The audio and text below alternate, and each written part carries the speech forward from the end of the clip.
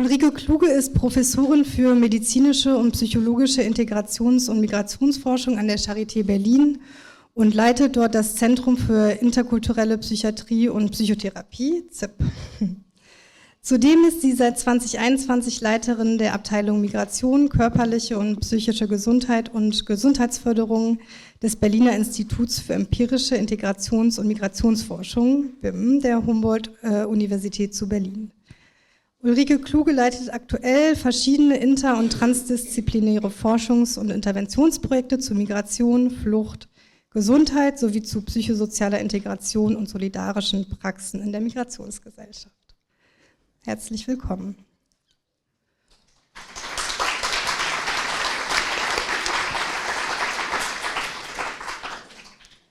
Uli Jentsch ist Journalist und Researcher. Seit Jahrzehnten ist er in der antifaschistischen internationalen Zusammenarbeit aktiv, in deren Zentrum aktuell die europäischen und globalen Beziehungen und Strategien der AfD stehen. Zudem stehen in seinem Fokus die Strukturen und Ideologien der rechten Terrorgruppen, speziell des nationalsozialistischen Untergrundes NSU, der christliche Fundamentalismus und die Lebensschutzbewegung in Deutschland. Herzlich willkommen auch dir.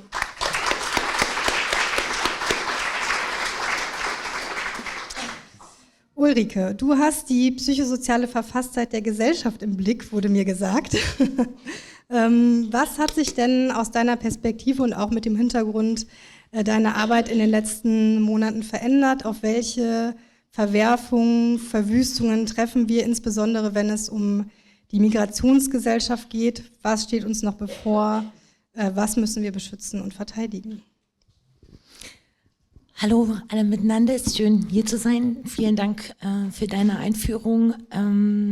Es war in der Anmoderation so, dass wir erste Antworten hier finden. Ich glaube, ich bin aktuell in den letzten Wochen in so einem Zustand, dass, glaube ich, Antworten, das ist, was mir gerade wirklich vielfach fehlt. Ich danke euch jetzt schon mal anmoderierend für eure beiden tollen Keynotes. Ich glaube, den Satz, die Erinnerung an die Sonne hinter den Wolken, der wird mich die nächsten Tage und Wochen wahrscheinlich begleiten. Ich habe überlegt, ob ich das schaffe, in 10 bis 15 Minuten das zu erzählen, was mir ein Anliegen ist, und habe mir deswegen erlaubt, was ich sonst nicht mache, ist tatsächlich zu verschriftlichen. Vielleicht erst nochmal möchte ich mich sehr bedanken, dass ihr diese Veranstaltung macht, bei der ihr viele Menschen zusammenbringt, um genau darüber miteinander nachzudenken, vielleicht zu verzweifeln, wütend zu sein, Kraft zu tanken, Verwerfung und Ohnmacht auszuhalten, um weiterzumachen, streitbar zu bleiben. Vielleicht ist das schon Resisting.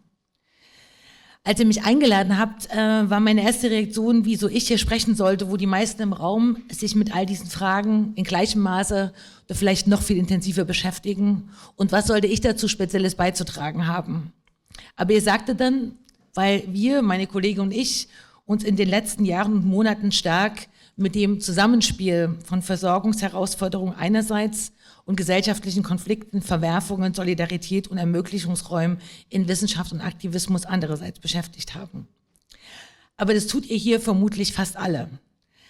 Aber ich habe die Einladung dennoch angenommen und saß dann einen Abend lang da und habe mich gefragt, was gibt es noch zu sagen?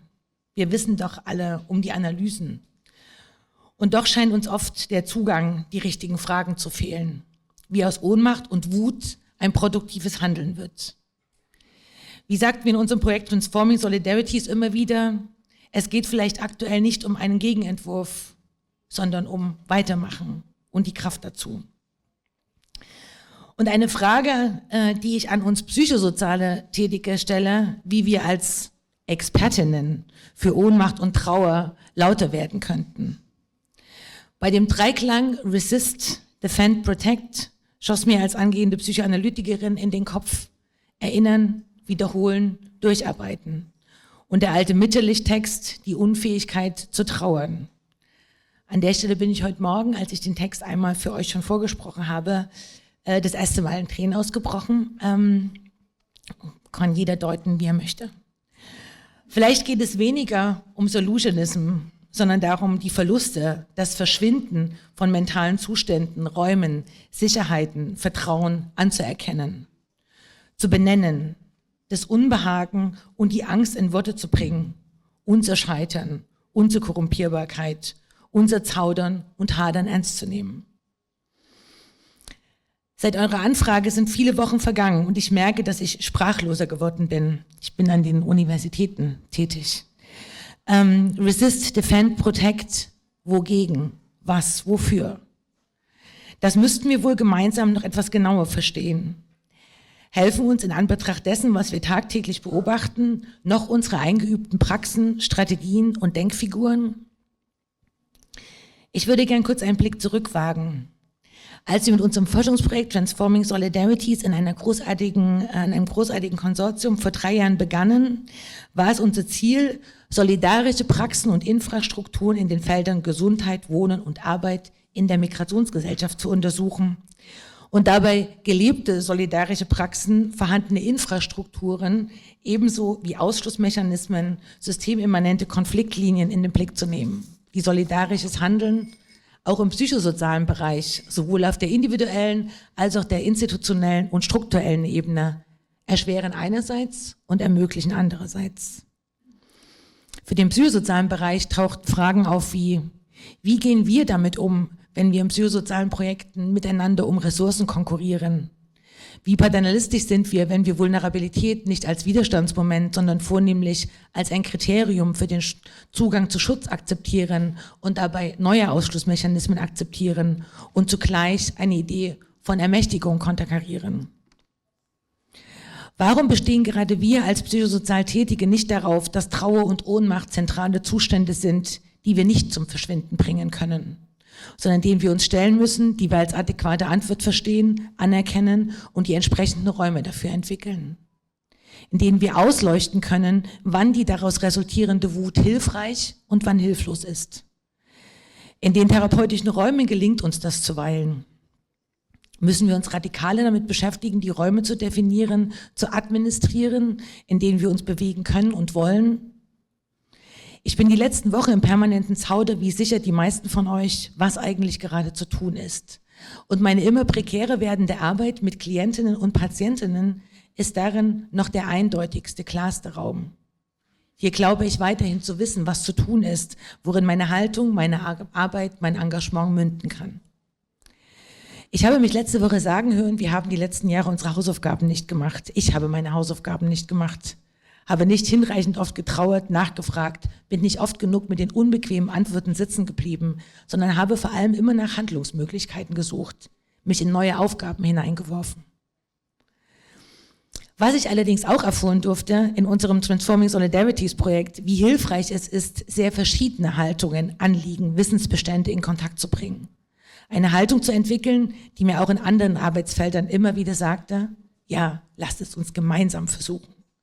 Wenn wir sichtbar mit einer gemeinsamen Idee die Konkurrenzen anerkennt, die Verschiedenheit als produktives Konfliktpotenzial einziehen, sind wir stark.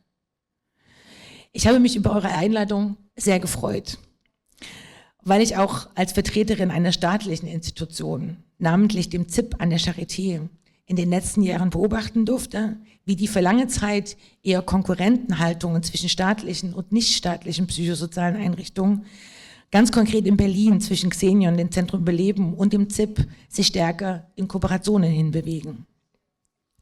Die Charité hat zum Beispiel seit vielen Jahren eine Kooperation mit Hinblick auf tagesklinische Betten mit dem Zentrum Überleben. Mit Xenion verbindet uns eine stärker werdende Zusammenarbeit im Hinblick auf Fortbildung und dem Schaffen konkreter Versorgungsmöglichkeiten.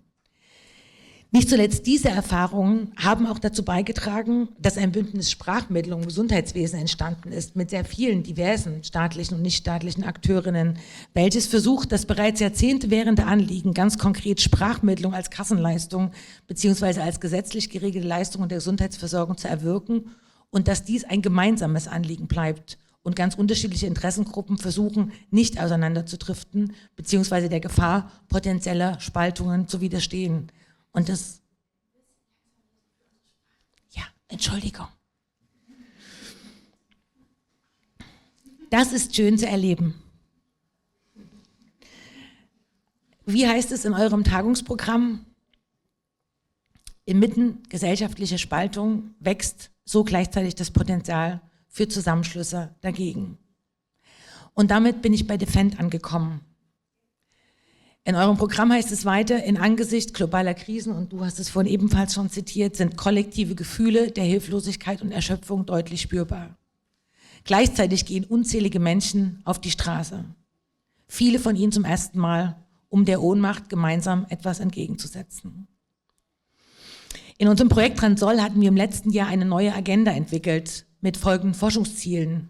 Sehr ambitioniert zu untersuchen, wie Digitalität die soziale Zusammenarbeit und Solidarität neu gestaltet, insbesondere im Bereich der Arbeit, wie der Klimawandel eine Neukonzeption der Solidarität erfordert als sozial-ökologische urbane Transformation, wie Vulnerabilität auf komplexe Weise konzeptionalisiert werden muss, um den Subjekten der Solidarität im Bereich der Gesundheit gerecht zu werden, wie Demokratie neu erfunden und vertieft werden muss in der Migrationsgesellschaft. Aber neben dieser Forschungsagenda war dann etwas viel drängender, nämlich das von uns wahrgenommene Schweigen im Hinblick auf die Skandalisierung der Migration. Und so entstand am 11. Oktober 2023 die Berliner Erklärung in Verteidigung der Migrationsgesellschaft während unserer Konferenz Transforming Solidarities. Und mit und um diese Erklärung entstanden verschiedene Abende in Verteidigung der Migrationsgesellschaft in Berlin am Hau und im Musanturm in Frankfurt am Main. Und viele Gesichter hier im Raum waren dabei an diesen Abenden, an denen die Erklärung Ausgangspunkt war für Bühnen mit sehr heterogenen und kraftvollen Stimmen aus Aktivismus, Wissenschaft und Kultur in Verteidigung. Und da ich diesen Text noch immer sehr stark finde, er aber zu lang für ein Eingangsstatement ist, habe ich euch ein paar Auszüge mitgebracht, die ich gern verlesen möchte, weil ich sie besser nicht allein formulieren könnte. Auch auf die Gefahr hin, dass viele von euch sie bereits kennen. Berliner Erklärung in Verteidigung der Migrationsgesellschaft. Auszug. Mit zunehmender Fassungslosigkeit verfolgen wir die anhaltende Infragestellung des Rechts auf Asyl in den letzten Wochen und Monaten. Die pauschale Diffamierung von Schutzsuchenden hat die Grenze zur Menschenverachtung überschritten. Nun gilt es, und das gilt weiterhin, in Verteidigung der Migrationsgesellschaft aufzustehen und zu widersprechen.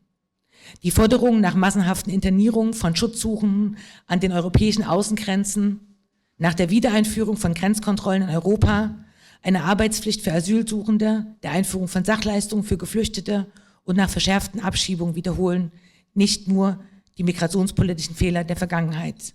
Sie sind in erster Linie ein Angriff auf die Einwanderungsgesellschaften in Europa. Ein Angriff auf die Weise, in der wir längst zusammenleben und in der wir auch weiter zusammenleben wollen. Die permanente und immer perfidere, weil faktenfreie Skandalisierung der Migration drängt dagegen fortwährend Menschen aus unserer gemeinsamen Welt heraus. Eine Skandalisierung, die auch die Geschichte der Migration verleugnet und die Menschen, die hier längst ihr Zuhause gefunden haben, unsichtbar macht. Geschürt wird so der Wunsch, und wir haben es heute schon mehrfach gehört, die Welt nicht mit anderen teilen zu müssen und die Bereitschaft, dies auch mit allen zur Verfügung stehenden Mitteln durchzusetzen. Geschürt werden Diskurse und Praktiken der Spaltung, die unterscheiden zwischen Menschen wie uns und anderen, deren Recht auf Leben und Zugehörigkeit missachtet werden kann. Geschürt wird die Illusion, Demokratie könne die Menschenrechte für einige aussetzen und trotzdem funktionieren. Aus diesem Grund sagen wir klar und deutlich, Migration ist nicht das Problem. Das Problem ist die Skandalisierung der Migration. Das Problem ist, dass der aggressive und einseitige Diskurs über die vermeintliche Überforderung der Gesellschaft durch Migration von den strukturellen Bedingungen und historischen Entwicklungen ablenken soll, die die gegenwärtige Polykrise bedingen. Das Problem ist, dass Migration instrumentalisiert wird, um die Gesellschaft zu spalten. Dies forciert die derzeit erlebbare Zuspitzung gesellschaftlicher Debatten und die Überlagerung von Solidarität durch Hass. Migration und Einwanderungsgesellschaft sind nicht verantwortlich für die prekäre Lage des Gemeinwohls in Deutschland und Europa. Migration und Einwanderungsgesellschaft verweisen aber erneut und verschärft darauf, dass die großen Herausforderungen dieses Jahrhunderts globale Herausforderungen sind. Sie müssen daher auch global angegangen werden. Migration und Einwanderungsgesellschaft fordern uns heraus, Demokratie und Gesellschaft und Gemeinwohl neu zu denken. Denn die Achtung der Rechte der Migration ist die Achtung der Rechte aller. Dies ist die Herausforderung, vor der wir heute stehen. die Migrationsgesellschaft verteidigen und unsere geteilte Welt neu erfinden. Und dabei würde ich einen Punkt machen.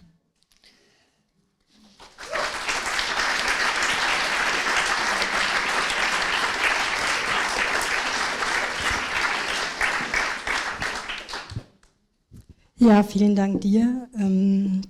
Ich kann mich auch noch daran erinnern, wie dankbar wir bei Medico waren, als ihr angefangen habt, diese Veranstaltungen zu machen. Und dass es ganz viel uns auch aus der Seele gesprochen hat, oder dass es total heilsam war, auf diesen Veranstaltungen sein, dort sprechen zu dürfen. Deswegen vielen Dank auch nochmal, dass du Teil dieser Thesen vorgelesen hast. Ich glaube, das ist ganz wichtig, sowas auch immer wieder zu wiederholen in den unterschiedlichen Kontexten.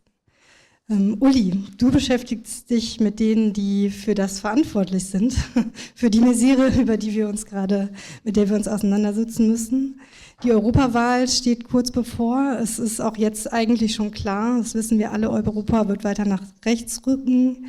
Hier in Deutschland gewinnt die AfD trotz zahlreicher Skandale weiter an Zustimmung. Was bedeutet denn was ist das eigentlich, diese Rechtsverschiebung? Was bedeutet sie? Was bedeutet dieser Machtgewinn für Menschenrechtsarbeit? Und was sind mögliche Folgen für NGOs, für Initiativen, für viele von uns, die hier sitzen, sich für Geflüchtete engagieren?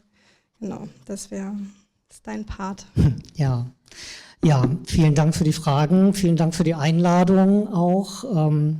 Ich hatte mich auch am Anfang ein bisschen gewundert, so ähnlich wie du vielleicht auch, und finde aber das Tolle und Herausfordernde, vielleicht auch für mich in meiner Situation gerade, sozusagen was zu formulieren, was tatsächlich eine Chance oder eine Option auch auf das, was hier als Defend oder auch als Resist bezeichnet wird, aufzumachen.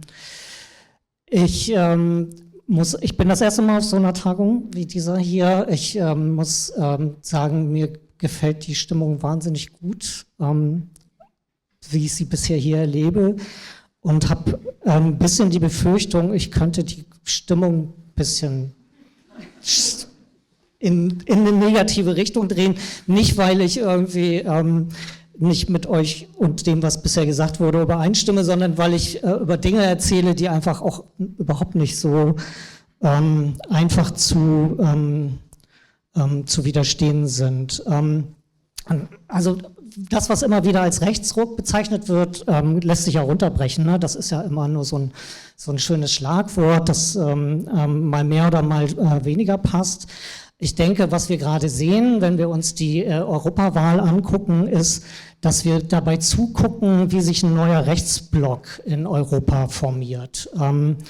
Die hohe Zustimmung, die viele von diesen Rechtsaußenparteien in ihren jeweiligen nationalen Parlamenten haben, und die sie jetzt versuchen, von der nationalen auf die EU-Ebene zu hieven, bringen all diese Parteien in eine neue und bessere Position. Das heißt, sie könnten nach den Wahlen, die am nächsten Wochenende sind, der realen Macht in Europa tatsächlich auch näher kommen, also auf der EU-Ebene, meine ich, wenn ich dann Europa sage.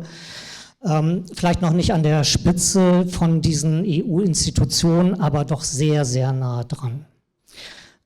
Daher ist auch die Frage, mit wem die designierte Kommissionspräsidentin, die jetzige auch schon Ursula von der Leyen und ihre christdemokratische Fraktion, mit wem aus der äußersten Rechten sie noch zusammenarbeiten wird und mit wem nicht, das beherrscht momentan viel stärker die Diskussion als alle oder viele andere politische Auseinandersetzungen auf EU-Ebene. In dem Kontext könnte ausgerechnet Giorgia Meloni, also die Ministerpräsidentin in Italien und Chefin der Fratelli d'Italia, nach der Wahl zur Königinmacherin werden, denn sie ist aktuell nach meiner Einschätzung und auch der von vielen anderen tatsächlich das faktische Machtzentrum der extremen Rechten und mit ihrer Fraktion im Europaparlament. Das heißt, wenn wir uns die europäischen Entwicklungen angucken, müssen wir uns anschauen, was die Christdemokratie nach den Wahlen machen wird. Das ist eine Erfahrung, denke ich, die schon viele auch national gemacht haben, wenn sie sich versucht haben, der extrem rechten bis faschistischen Gefahr zu erwehren. Schau auf die Konservativen und die Christdemokraten. Die Bedingungen dabei, die die EVP, das ist die Fraktion von der Leyen's, also der Christdemokratie, gestellt haben, sind relativ simpel. Man müsse, um mit ihnen zusammenzuarbeiten, pro EU sein und auch pro NATO, die Ukraine gegen den russischen Angriffskrieg verteidigen wollen und die Rechtsstaatlichkeit im jeweiligen Land garantieren und diese Bedingungen erfüllen, da sie auch sehr tief hängen. Etliche der Rechtsaußenparteien, da kann man davon ausgehen, dass es zu Kooperationen nach den Wahlen kommt, aber immerhin noch nicht, wie diese im Detail aussehen werden. Wichtig ist auch zu erwähnen, dass die deutsche AfD nach allem, was wir jetzt erlebt haben, vor allen Dingen nach den Skandalen der Spitzenkandidaten, bei dieser ganzen Neuformierung erst einmal überhaupt nicht dabei sein wird. Sie ist derzeit fast völlig isoliert und kann sich im Moment nur noch auf eine Rolle des Außenseiters zurückziehen. Das ist, was die Fraktionsperspektiven angeht, erstmal eine gute Nachricht.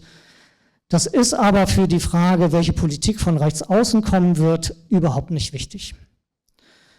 Auch wenn alle die schon erwähnten und vielleicht für euch auch bekannten erfolgreichen extrem rechten Parteien jeweils nationale Besonderheiten aufweisen, ist man sich, und das ist einfach eine der Stärken, in vielen Kernpunkten, gerade was die Politik innerhalb der EU angeht, transnational einig.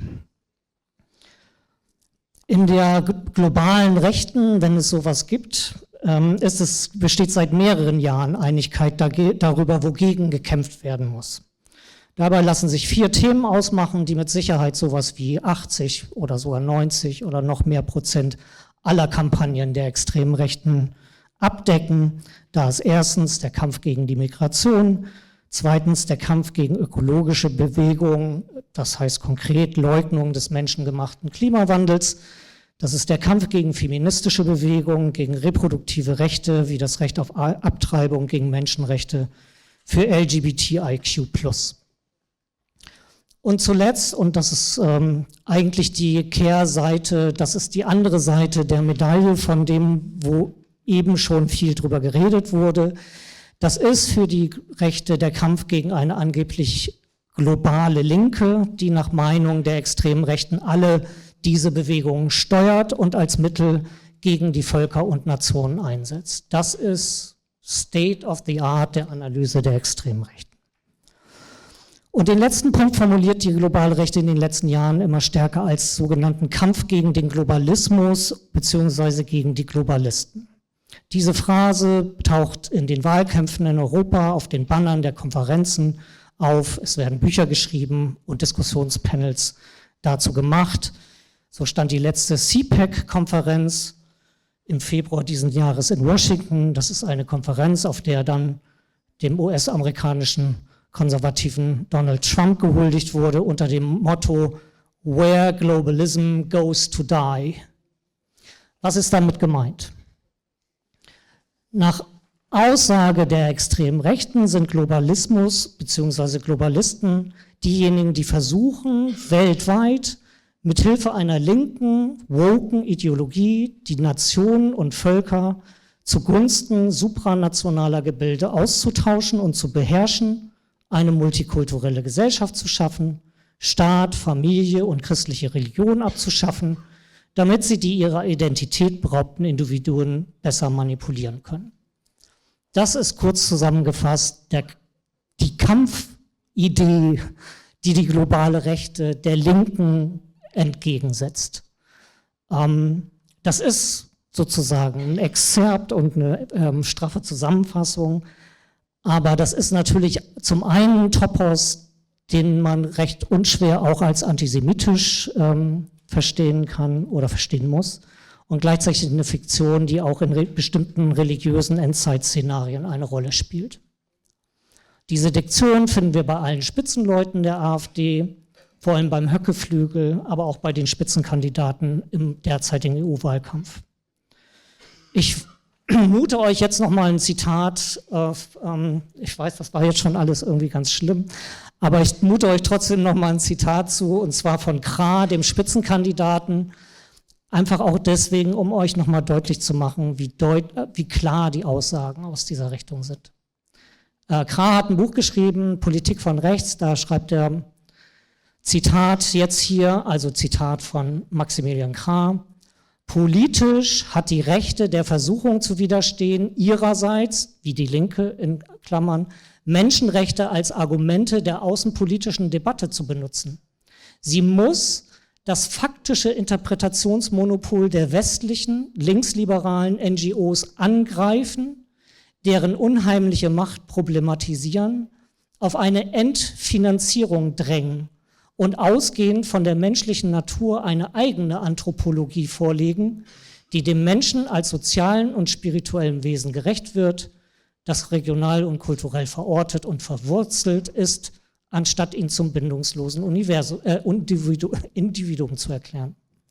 Also im Verständnis, Zitat Ende, im Verständnis der AfD müssen also diejenigen entmachtet werden, die Menschenrechte als Argumente der außenpolitischen Debatte benutzen, und deswegen gilt ihr Angriff auch und zuerst den an Menschenrechten orientierten NGOs. Auf die Frage, was er sich von der EU als erstes wünschen würde, antwortete Krah, die EU, Zitat, sollte sich zurückziehen aus dem gesamten gesellschaftlichen Ummodelungsprozess. Sie sollte sich zurückziehen aus der Finanzierung von NGOs, die in den Einzelstaaten und in der ganzen Welt ihr Unheil treiben. Eigentlich sollte sie sich aus jedem Bereich um mindestens 80% zurückziehen. Wir müssen jetzt einmal den Stecker ziehen. Diese Forderungen stehen nicht alleine, sie sind nicht nur von Krah, sie sind in der gesamten AfD, sie sind auch bei allen europäischen Rechtsparteien anzutreffen. Alle diese Rechtsparteien fordern die Kürzung oder den Stopp der Gelder für NGOs, die sich an den Grenzen engagieren. Das heißt letztendlich, um die Frage zu beantworten, was das für Folgen haben wird, die Ressourcen werden noch geringer, die politischen Angriffe werden noch stärker und vermutlich auch der repressive Druck, und zwar mit oder ohne die AfD in entscheidenden Positionen.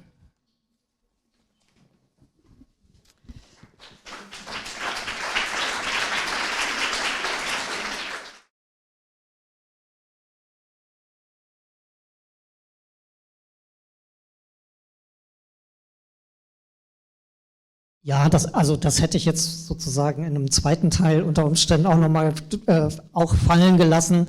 Also das, was da so zum Beispiel in dem Text oder dem Zitat von Krah so theoretischer rüberkommt, muss man dann natürlich auf eine praktische Ebene auch runterbrechen, und das passiert natürlich auch. Also es gibt Angriffe ganz konkret auch auf psychosoziale Arbeit, relativ wenig, aber das wäre eine längere Antwort. Das, was ich da im Vorgespräch habe fallen lassen, ist tatsächlich, dass es gibt aus der Landtagsfraktion Sachsens eine kleine Broschüre, die dort mal gemacht wurde von einem Leipziger Abgeordneten der AfD, die es tatsächlich genauso argumentiert hat, ne? Also die gesagt hat, all diese Gruppierungen arbeiten eben zusammen, und in dem Weltbild der AfD sind das eben dann nicht nur irgendwelche NGOs, die irgendwo sitzen, sondern eben auch genauso konkret eben auch alle Gruppen, die halt gegen rechts arbeiten.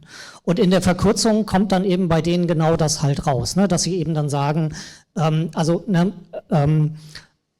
genauso kriminell wie halt irgendwie die Unterstützung der Geflüchteten an den Grenzen oder auf dem Weg zu den Grenzen ist, oder die Nothilfe vielleicht sogar schon, genauso kriminell ist eben auch die Antifa, und deswegen ist tatsächlich der Kurzschluss dann zu sagen, Hilfspolitik oder Hilfe an den Grenzen ist halt Antifa, und Antifa ist dasselbe wie andere kriminelle NGOs. Also da wird eben einfach alles nicht nur in einen Topf geschmissen, sondern das macht im Umkehrschluss natürlich auch deutlich, dass es nicht um den Angriff auf Einzelne oder sowas geht, sondern es geht um den Angriff auf eine politische Arbeit, die aus einer bestimmten Motivation heraus passiert.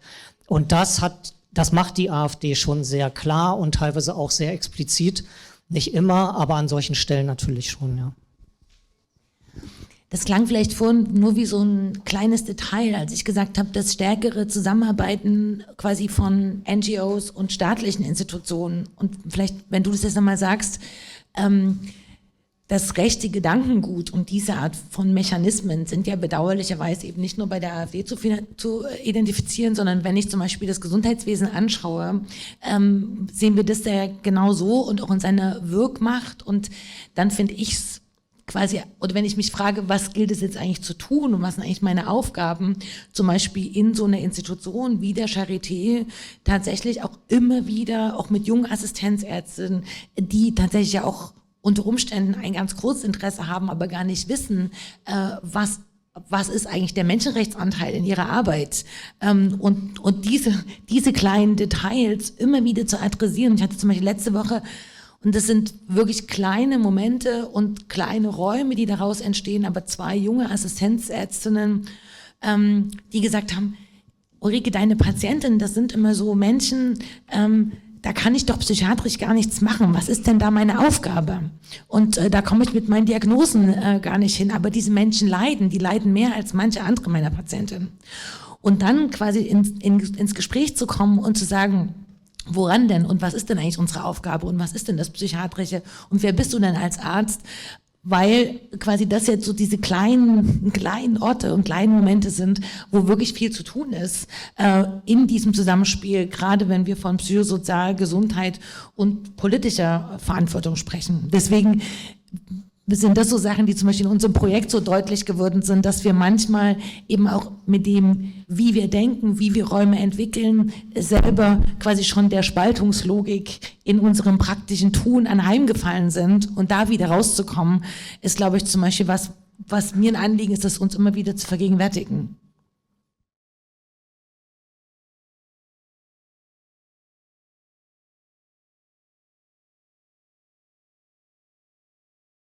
Ich würde ja gerne ganz kurz was dazu sagen, weil ich ja quasi vorhin noch so ein bisschen eingeleitet habe mit meinem Zaudern und meinem Hadern und welche Hausaufgaben habe ich nicht gemacht. Und auch wenn ich jetzt so sehr ins Detail gehe und nicht so die großen Entwürfe bringe, aber vielleicht geht es ja genau darum, auch die kleinen Dinge zu benennen und in den Raum zu bringen. Letzte Woche ein Anruf von einer Kollegin aus Leipzig, mit der wir schon länger im Gespräch sind, doch im Juni noch einmal so eine Veranstaltung in Verteidigung der Migrationsgesellschaft in Leipzig zu machen.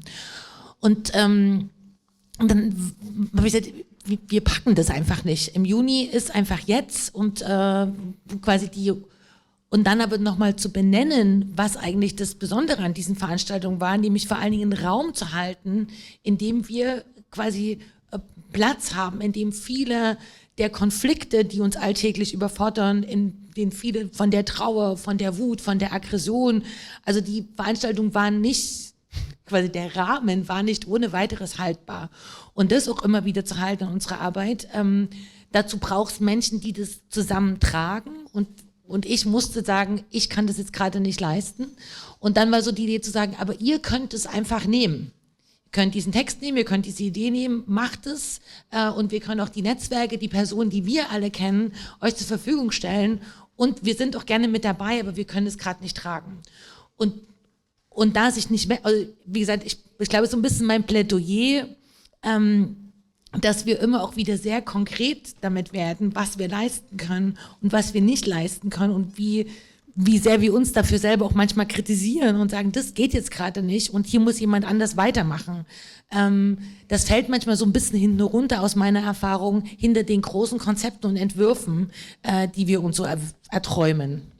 Genau, ich glaube, ein ganz wichtiges Stichwort ist das Weitermachen, die Räume offen halten, das im Gespräch bleiben, so wie du es auch eben beschrieben hast, in Kontexten, Arbeitskontexten, einfach sich so ein bisschen immer weiter vorantasten, immer weiter die Frage der Menschenrechtsarbeit zu erklären, das nicht verloren zu geben auf jeden Fall. Und gleichzeitig rennt uns ja aber auch ein bisschen die Zeit davon. Ne? Also ich fand, das jetzt ist ja in deinen Ausführungen nochmal so ein bisschen gut deutlich geworden, Uli. Es steht echt nicht gut. Es gab jetzt Anfang des Jahres diese größeren Mobilisierungen gegen die AfD, die Korrektivrecherche, Zehntausende sind auf die Straße gegangen.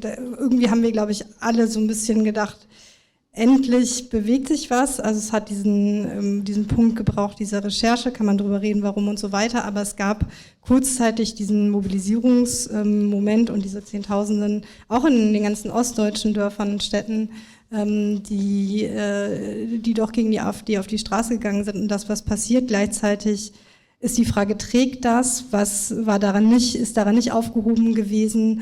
Da würde ich euch gerne nochmal um eine Einschätzung fragen, auch aus deiner Perspektive der Veranstalterin der Transforming Solidarity Räume. Wie blickt ihr auf sowas oder auf diese kurzzeitig aufpoppende Mobilisierung? Nächste Woche, Samstag, sind, glaube ich, auch wieder Kundgebungen gegen das angekündigt, was nach der Europawahl passieren soll. Ist das was so dieses Ohnmachtsgefühl so ein bisschen auflösen kann oder eher nicht?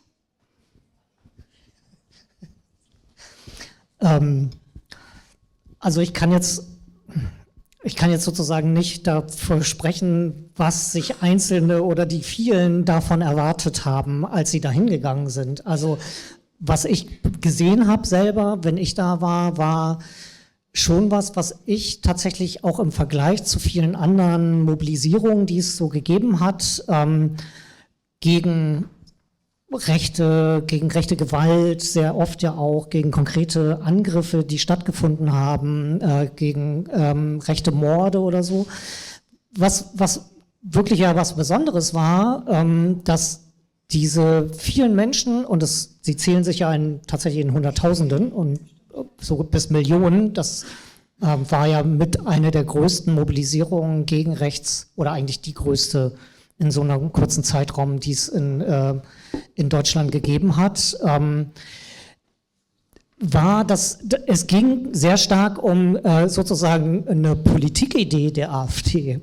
Und das finde ich was Besonderes. Und ich glaube, das darf man nicht so vom Tisch wischen. Also diese Empörung und dieses Entsetzen, und auch wenn das manchmal also wer sich in der Materie auskennt, sagt, ja, gut, okay, das haben wir irgendwie schon mal gehört.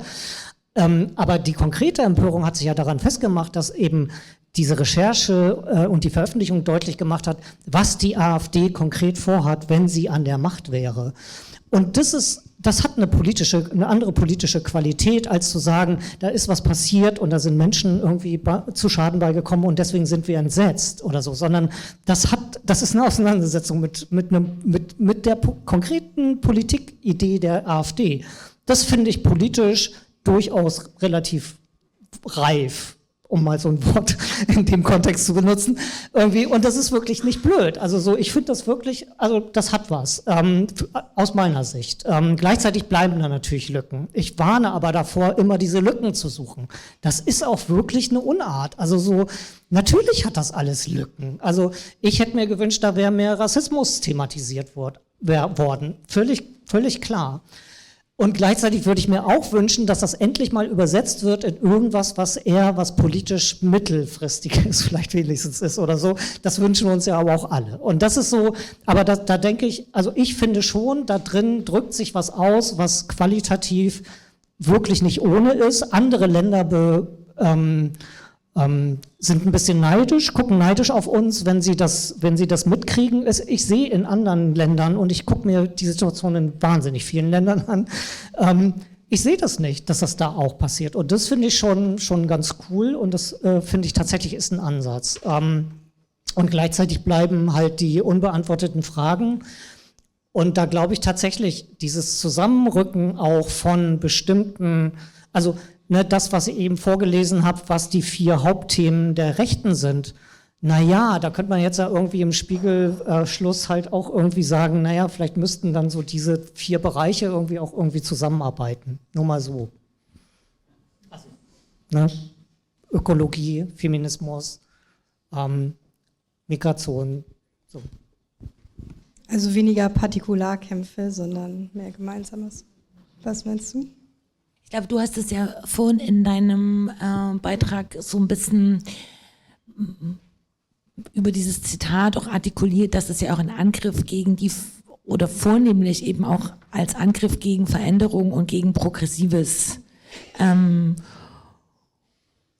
und Und das ist ja quasi einerseits eine Chance, wenn wir sagen, wenn ich jetzt ein Wir kreiere und sage, wir sind vielleicht auch diejenigen, die wirklich die Veränderungen, die schon stattgefunden haben und die wir brauchen, adressieren wollen und vielleicht auch können, und gleichzeitig wie viel Gegenwind es da drin gibt, und was ich vorhin versucht habe kurz anzureißen, und wenn ich in die Universitäten gerade schaue, dann ist das, was mich vielleicht noch mehr wirklich gerade bedrückt, um nicht zu sagen wahnsinnig traurig macht, dass ich das Gefühl habe, dass die Angst und Ohnmacht vieler derer, die in Verantwortung sind, in so eine Angst auch vor jeglicher Veränderung, und dass das, was quasi Veränderung bedeuten würde, nämlich wirklich in der Ohnmacht und Angst, die Ohnmacht und Angst quasi frontal anzugehen und zu sagen, da kommen wir nicht drum rum. In die müssen wir reingehen und die müssen wir wollen und mögen, und in der müssen wir strahlen und leuchten und die Sonne sehen, dass das sowas ist, wo ich denke, da ist dieses ganze rechtskonservative Gedankengut so in den Strukturen drinne, dass es noch nicht mal, und jetzt sind wir gerade in Deutschland, also ich war gerade die letzten Wochen viel unterwegs und ich hatte eher das Gefühl, dass fast jeder mich mitleidig anschaut und sagt, das kriegen wir schon hin in Deutschland, wir sind bei euch. Und das eher so war, dass da niemand gerade neidisch geschaut hat, was bei uns möglich ist, sondern eher das Gegenteil, war in den Kontexten, in denen ich unterwegs war. Und das irgendwie nochmal zu verstehen, weil wer sind eigentlich die, mit denen wir zusammen kämpfen? Also wer steht eigentlich an unserer Seite und auf wen können wir uns eigentlich verlassen? Und wie, deswegen bin ich so im Kleinteiligen, wie kann ich die eigentlich im Alltag, wie kann ich das benennen und sagen, hier übrigens gibt es gerade das und das zu verlieren. Wollen wir das wirklich? Wollen wir nicht nochmal miteinander sprechen? Und deswegen bin ich so froh, hier in dieser Runde zu sein, weil ich glaube, hier sind ganz viele Menschen, die das genauso tun.